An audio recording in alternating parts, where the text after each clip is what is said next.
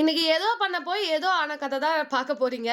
நானும் அம்மாவும் சரி வெளில போலாம் அப்படின்னு சொல்லிட்டு ஒரு சின்ன கடைக்கு தான் போலான்னு பிளான் பண்ணி போனோம். சரி போனா அப்படியே லிஸ்ட் நீண்டுட்டே போகவும், சரி மங்களன் மங்களே போயிரலாம் அப்படின்னு சொல்லிட்டு நானும் அம்மாவுமே கிளம்பிட்டோம்.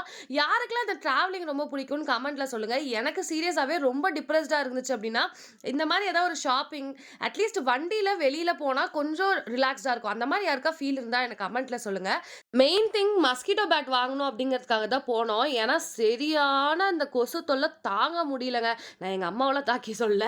உண்மையாலுமே கொசு தொல்ல தாங்க முடியல. வீட சுத்தி ரொம்ப புதரா இருக்கிறதுனால, அதிகமான கொசு உற்பத்தி இருந்ததுனால, சரின்னு இன்னைக்கு போய் வாங்கிட்டோம். இன்னைக்கு ரொம்ப நாள் நெனச்சது இன்னைக்கு தான் போய் வாங்க முடிஞ்சது.